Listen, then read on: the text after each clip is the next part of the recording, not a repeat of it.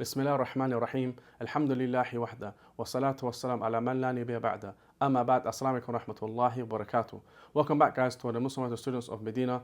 Alhamdulillah, this is a continuation of our podcast series where we meet students from all around the world from different Muslim backgrounds from the students of the Minority Students of Madinah. Alhamdulillah, today we have a very special guest with us, our first guest from Central America, and inshallah ta'ala he's going to share with us his story to Islam and how he ended up here studying the Islamic University of Medina. So without further ado, let's introduce our guest and let's get his story. طالبا للعلم واعمل صالحا فهما إلى سبل الهدى سببا. So ahlan wa sahlan Akhi Kareem, thank you for joining us on our podcast series. Like we normally do, if you can start with your full name and where you're from. Bismillah, walhamdulillah, wassalatu wassalam ala Rasulullah sallallahu alayhi wasallam wa ba'd. First of all, thank you very much for having me. You're welcome. My name is Rahim, and I'm from a tiny country in Central America called Belize. Inshallah ta'ala, if you could tell us a bit about Belize, some people haven't heard of Belize before. So if you just give us some quick just overview of Belize, inshallah ta'ala. Sure. As I mentioned, Belize is located in Central America as well as in the Caribbean.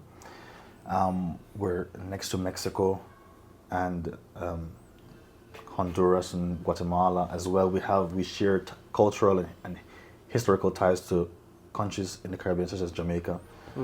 And we speak English natively, and our population is less than 500,000 at the moment. Okay. And in terms of the Muslim population, we make up less than 1%. Subhanallah. So you guys are less than 1%? That's right. Okay, and in terms of Islam, are the masajid there? Is there a Muslim community there? From my account, there is only one full masjid that is open every day and open for Jummah. There are other masajid or masalla in other areas that may open only for Jummah and maybe night prayers only. So there's only one masjid one official masjid in the whole country? In the entire country, which is in Belize City. Okay, subhanallah. That's not a lot, subhanallah. No. Okay, and the masjid, is it who's it run by? Is it run by the locals in the country? Right, the masjid is run by local Belizeans. We have a Muslim organization that manages the masjid and a school as well, alhamdulillah. If I could tell you the brief history, if you go back 40 years or so, there wasn't a Muslim community. They were Muslims from the past, or Arabs who came from Arab countries in the past, but Islam was never established until about less than 50 years ago, alhamdulillah. Okay, and you got your independence from the UK in 81? 1981 is correct. Okay, that's correct. Okay, mashallah. And how's your life prior to Islam, growing up in Belize? Was you exposed to Islam? Like, if you could tell us a bit about yourself growing up and your religious background in Belize prior to Islam. I have a very interesting background, which is not the common story you would hear. So, as I mentioned, 40 years ago, there wasn't any Muslim community in Belize. The original, or the first time any form of Islam was introduced to Belize was through the Nation of Islam, which is, of course, I've come to learn since then that it's not actually, a part of Islam. Yeah, that's correct. But the name, they took it, and they have some elements of Islam, and they brought it to Belize. That is how Belizeans first got introduced to Islam in any form. And so my father was influenced by this group.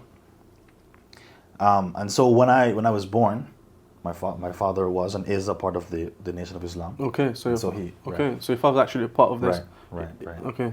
And he gave me the name Rahim, which is a common name even to many non-Muslims, right, in the West. However, in any case, I was raised by my mother as a Christian. Okay. An Anglican Christian, right? And I used to go to church every day. I used to, at one point in time, have the keys to the church. Okay. Open the church, play in the band, I even at one point considered being a priest at some point. Serious? Yeah. Okay, smart. Yeah. And I was an actor, a musician. I used to do all sorts of things. For some reason, I can picture that acting. Yeah. Mashallah. Yeah.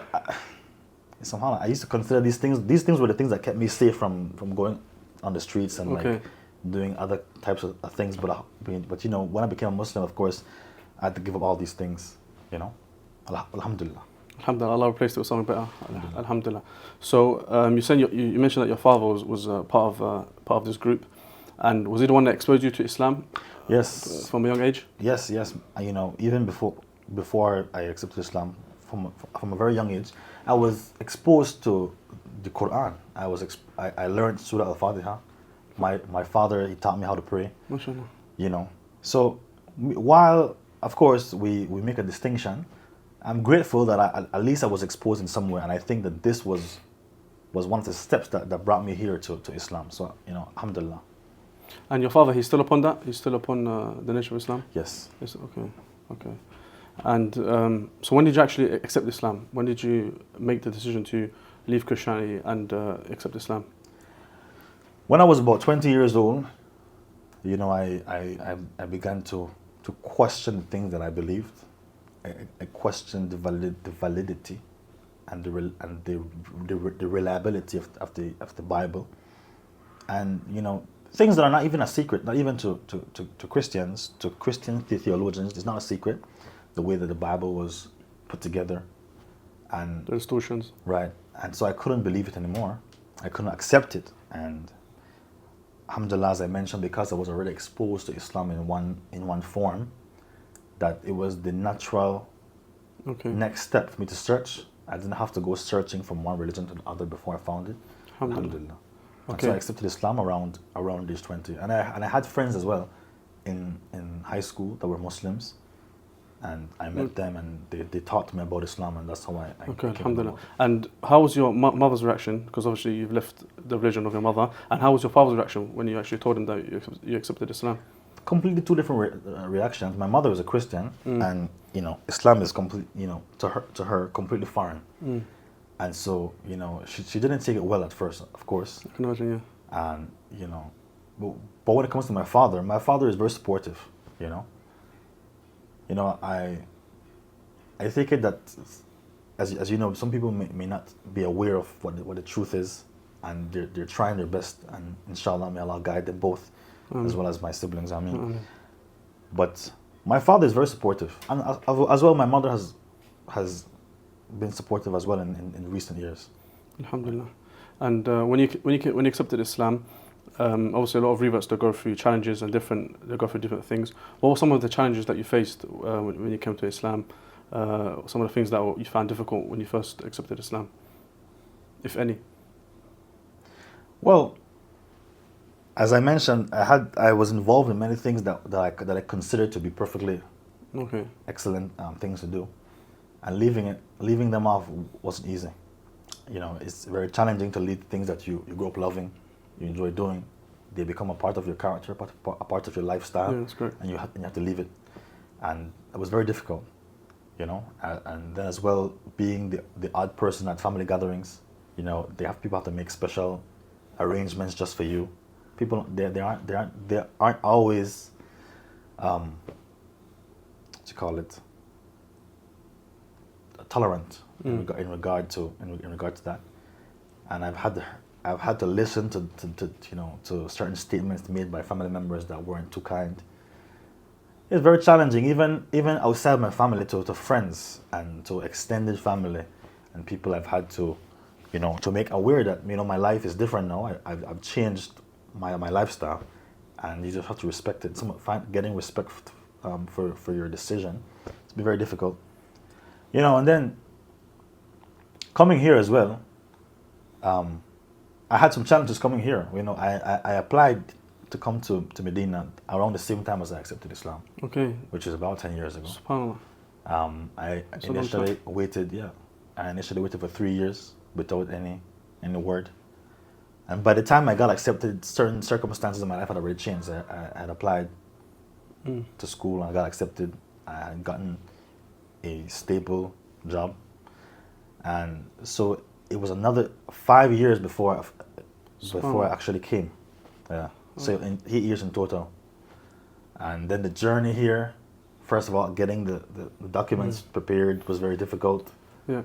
Nisha, prior to us talking about your journey to Medina, when you was in Belize, when you accepted Islam, obviously you mentioned that the Muslim community being so small, did you have like a support system? Like, obviously, was you able to go to the masjid for them to teach how to pray? Just having a Muslim community in the beginning stages, did you have that support system? There were a few people.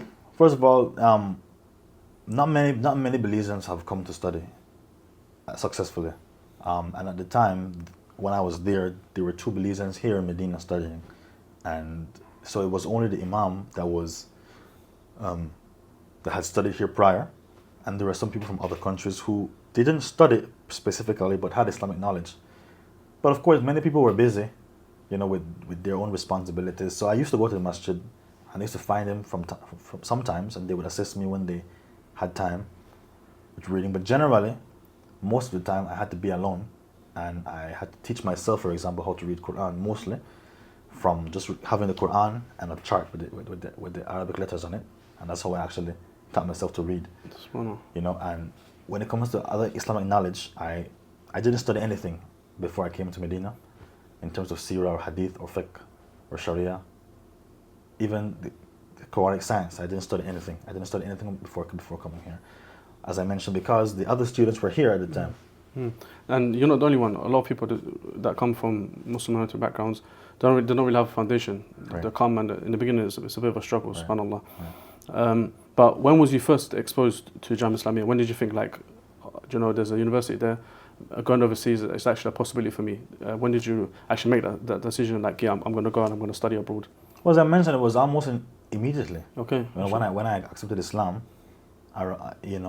people it was at the same time that the Belizeans had come over to Medina from Egypt. They were in Egypt originally, and they came to Medina, and it's around the same time that I accepted Islam, coincidentally. And so they were exposing other Belizean youth to the possibility of coming to Medina, and I was one of them. And actually, the students, when they came back for the summer, they helped me to apply. Alhamdulillah. And so that's how I got to hear about it. Alhamdulillah. And I remember you informed me before about the journey you guys take. It's a crazy long journey. It took it takes 3-4 days to get here. If you can tell us where you start and the journey that you guys take. The Islamic University has a very unique system when it comes to. Yeah. Alhamdulillah, they take care of these expenses. So first of all, alhamdulillah, and I thank them for their kindness. For me, first of all, there is no embassy in Belize. SubhanAllah. So there's the nearest embassy is in Mexico, and since there is a certain system in Medina where you can either travel from and to your country or the country where you receive your visa from, which is Mexico. And so I had to travel to Mexico first of all on my own, which was its own journey. The first time I took maybe between 7 to 10 hours. 7 to 10 hours to the border, or was that to the embassy? To not the embassy. This is when I'm coming to Medina. Okay. Right. To get to Cancun, the nearest, airport, right? And then I have to wait in Cancun, for the transit, maybe 5 to 10 hours, right? And then the flight all the way to Turkey. And how many hours is that? 14 hours. 14 hours. Right. SubhanAllah. One time I was on a 14-hour flight, in the middle row, in the middle seat, with nothing in front of me to rest my head. SubhanAllah. 14 hours like this, So very difficult. But alhamdulillah, these are some of the challenges you have to face. And, Yeah, definitely. Whenever you make your mind up to take this path, you will come into You're gonna get challenges. tested. You're gonna get tested, And definitely. so you just have to take it and move forward. Okay, so then from Turkey? From Turkey, I come immediately to Medina. But Okay. one time it was a different journey where I went to the nearest border town in Mexico, flew to Mexico City, SubhanAllah. from Mexico City to Spain to Dubai to Jeddah to Medina. That was the one that was actually like the longest. How many days was that? I left Belize on Monday and arrived in Medina on Thursday. SubhanAllah, that's crazy. And I left Belize on Monday morning. And I arrived in Medina on Sometimes Thursday. you read the books of the Salaf, and you would read about how they used to travel to get a hadith for days and months and weeks. That's in modern times. That's you guys. Right. Alhamdulillah, I take pride in. Of course, we can never measure up to them. Yeah. But I take pride in knowing that at least I share some similarities with people who are better than me. Alhamdulillah. Alhamdulillah. Okay, so alhamdulillah, you made your decision to study abroad. You've got accepted, alhamdulillah. The first challenges when you first came, obviously this is the first time you've been in an Arab country, the first time you've been exposed to Muslims in a great large capacity. So how was the first settling period? Also that first period, it is difficult. You miss home. For everyone it is difficult, and it's make or break. A lot of students, they leave, some stick it out. So how was that adjustment period when you first came? It was very difficult. It was very difficult, you know. It's like nothing that I've experienced before. Wow. And sometimes you feel alone. You're surrounded by people from 100 plus different nations, different countries, different cultures, different languages. They're not like you in any way, and especially being from a minority country in Jamia. Of course, there being only 3 students. 3, so you guys are 3. And at the time when I came, there was only 2. Okay. Right? And so, and the Jamia is so big. Yeah. It's not like you always see the person that you know. Yeah, 100%. Right? So sometimes, most of the time, you're surrounded by people you don't know. Right? And it's very difficult. It's a sort of a long adjustment period. Maybe you never fully get adjusted, really. But alhamdulillah, it gets easier as the days and months go by. Alhamdulillah. And so you studied Arabic. Your first being exposed to Arabic language was here in Medina. This is where you studied. Arabic language? No, I used to do a bit of research on my own. Okay, alhamdulillah. I used to go online, look up videos on YouTube. I was exposed to the Medina Arabic books, the same ones that they use in the Mahad, and so I used to read some of them. I wasn't by no means proficient when I came here. I was still a beginner, but alhamdulillah, at least I had some exposure to it, which was a benefit. Some people come with 0 in Arabic language. Yeah, that's correct. Yeah. And it's very, very difficult. As an advice to people who may watch this video with the desire to come to Medina, I would advise you to start learning Arabic, even if it's a little bit. At least learn how to read and some basic, definitely, because a lot of the time the university doesn't really cater to students. They don't start from the class is from 30 to 40 people. The teacher really can't cater for one person who doesn't know how to read or write. Right. One, they don't start from 0. They don't start from reading at all. And even then, you might be in class with people who they come to Medina as sheikh. Yeah, they've studied years in their country. Yeah. But they haven't learned Arabic, so they need to go to the institute to learn Arabic. But they're sheikh. They're scholars, not scholars, but they're senior students of knowledge. And then they come here and then they're in class with you. And sometimes that is another of the difficulties. It makes you question: do I really belong here? Really, actually, it was made for people like you, but you feel like you are the outsider. Definitely. That's why I always say to brothers: it's not if the shaitan comes, it's when he comes. Right. Because obviously we'll have them doubts. We have them days where this is not for me. Should I go back? You get waswas from shaitan. So it's very important. It's very important that you're firm and you're patient. It's very important. The person has patience. Right. I would say it's as you said, when the shaitan comes and how you respond. And of course, as you mentioned, we always need patience. No. So obviously now you what stage are you at in the Arabic institution now? I'm in level 4, the 4th level, the 4th semester, in the Arabic Institute, and so by next semester I'll be going to the college. So obviously Mahad is 2 years and 4 semesters. Right, 2 years, 4 semesters. Okay, mashallah. Alhamdulillah.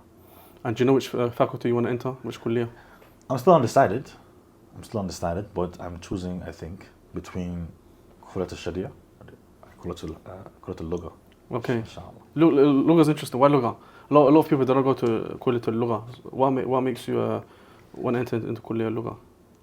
Well, there's a lot of things that comes into your decision making. First, you have to decide mainly what's the most benefit to you, right? And certainly, learning the rules of religion is very beneficial. Sharia is very beneficial for you and for your family and for your community, and so is Dawah and Hadith. They're very beneficial. But every person has their own capacity. And for example, not everyone is made for Hadith. Hadith is well known to be one of the most difficult of the colleges for people who are... Me myself, when I first came, I wanted to enter Hadith, but like you said, you got to know your capabilities. I personally don't have the hifth. My hifth is, my memorization is very weak, and obviously quality hadith, it requires you to memorize a lot. And I personally, obviously, you can, one may say you can push yourself, you can do it, but also I know my capabilities, so you have to be honest with yourself. Yeah. Also, I think it's very important to enter a kulliyah that you enjoy, that you have a passion for. Yeah. I think that's very important. It's interesting because my background actually points to both of these colleges. For example, I've had legal background. Okay. And I think that I would be very passionate about Sharia. Okay. However, it may be too difficult for me, in my opinion, considering that I think because I started so late in my life in terms of Islamic studies, perhaps it would be too difficult for me personally. I'm not saying for anyone else, but for me personally, it might be a little bit too difficult for me. However, Arabic language, which I also have a passion for, and it was something that I used to study before coming here, I think it may be beneficial. And I think it is within my capacity to accomplish. MashaAllah. And you mentioned, did you graduate from University of Belize? No, so we have associate degree and bachelor's degree, which associate degree in some countries is like a diploma. Right? Okay. So what I did is an associate degree in law. Okay, in law. Right. Okay. And how many years was that? 3. 3 years. 3 years. Okay, mashallah. So in terms of, obviously you still got some years left in Medina. In terms of going back now and giving dawah, do you have anything set up? Do you have any goals in the future that you want to complete in terms of giving dawah in your community and back home in Belize? Alhamdulillah, first and foremost, our masjid is connected to a school which we also manage. Okay, mashallah. Primary school. Fantastic. Which is the primary mode of dawah when it comes to our community. Other than that, we do need a little bit of work. So I think I could take up the responsibility of what you call it, diversifying or dawah, which would be my intention, inshallah. Depending on how long I stay here, I would like to stay here as long as possible. Inshallah. Learn additional. Inshallah, you got a master's PhD. Yeah, right. Before return. But Allahu Alam. As much as Allah would like, as long as Allah allows me to stay here, I will stay. If Allah decides for me to return early, I will return. And if I return, I will work with the school as well as diversifying the da'wah, inshallah. Okay, inshallah. And inshallah, we'll close off by asking a quick advice. If someone from Belize is watching this, or someone within that region from Central America, what would you be your advice for someone who wants to apply from them regions and someone that wants to seek knowledge in Medina? What would be a general advice you give them? Well, if you mean general advice outside of the processes of application, I would say the most important thing that you need to have, as you mentioned before, is patience. The minute you decide to apply and you start applying, you will be met with difficulty after difficulty. And even outside of my own personal experiences, I've heard experiences even more difficult than my own. Great challenges that people experience that Definitely. I thought I would not be able to make it if I were under the same circumstances as they were. So I would advise you that to know that the minute you decide to apply, it will be very difficult. And it requires the highest level of patience. But Allah is with you the minute you decide to apply. Barakallah fiyak, Kareem. Thank you for taking your time to come and give us a bit of information about Belize and your story. Inshallah ta'ala, we look forward to having you again in the future, inshallah ta'ala. Appreciate it. Thanks for having me. Allah yabarak fiyak, Kareem.